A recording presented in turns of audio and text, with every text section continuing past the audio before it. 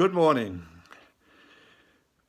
You will realize that I am skipping over these books of the Pentateuch.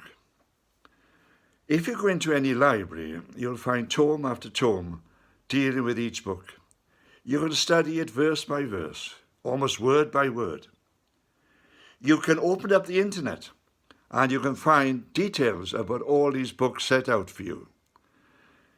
I am just taking a verse here, a verse there, a thought here, a thought there, in order to give you some sort of pattern.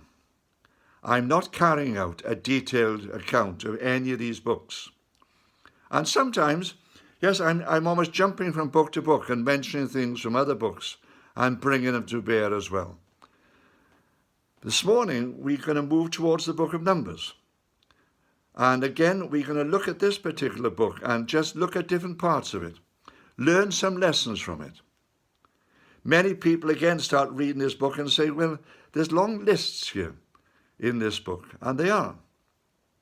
But first, before we look at any of those lists, I want us to move forward. Because Moses began to lead the people out from their resting place of Sinai and moving towards the promised land. And when they get to the promised land, they can see it on the other side of Jericho. God says to Moses, that's the point, God says to Moses, knowing what the effect is going to be, God says to Moses, send 12 spies into the land. Well, the 12 spies go in and they come back and they say, it's a fantastic land. It's got all we can possibly need. But there's one big problem. And that is, it is inhabited by powerful people living in well-fortified cities, and we will not be able to overcome them.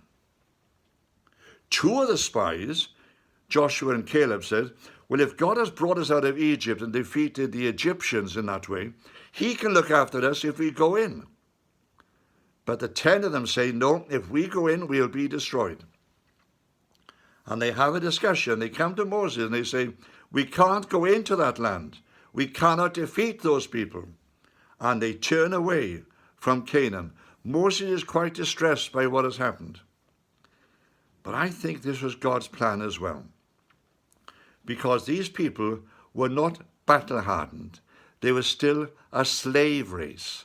They hadn't yet come to a point of realizing truly who they were. And God leads them away from Canaan and out into a wilderness where they can once again grow strong as they overcame the difficulties they had to face. And during this time spent in the wilderness, well, Moses could set down all the history of Genesis, all the stories of Exodus. He could set down through his priests all the instructions of Leviticus. He could set out new rules and regulations which are revealed to the people through the book of Numbers. He could begin to explain to them who they were and what they were. And yes, he could build up these lists as well, because he realized that what the people would need is that they would need to have a history. They need to know who they were. They needed to know where they came from. Was they could read Genesis and they could read Exodus, but they had to see themselves as being part of these tribes. They had to know what God had done for their ancestors and therefore what God could do for them. And these lists are therefore important because it shows them exactly who they were and how they were part of this community known as Israel. If we look forward in time, we see a similar thing happening later on.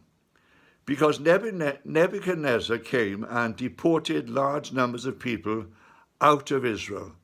The Assyrians in the north came and had destroyed the northern kingdom, but Nebuchadnezzar deports large numbers of them away to Babylon.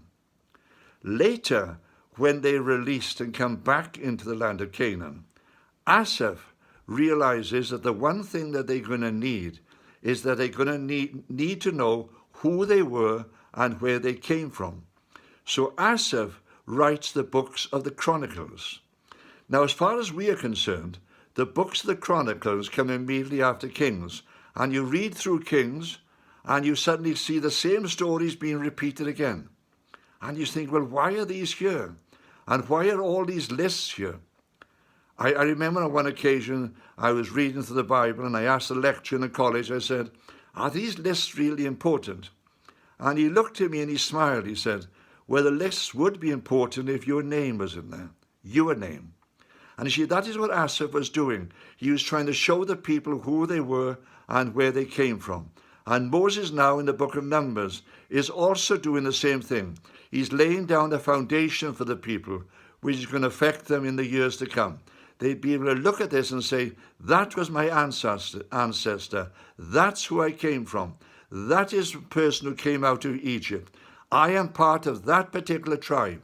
That is why I do the work that I'm doing. These lists are therefore important, but they're important for the Jewish people themselves. Maybe not so important for us. And if you want to skip them, well, skip them. They're not that important then. But remember, Moses was writing for his people, tried and show them who they were. And we as well have to know who we are, where we have come from. And so just like we look at church history and see how the church has got to the present point, so these two had to find it out for themselves in Israel. Amen.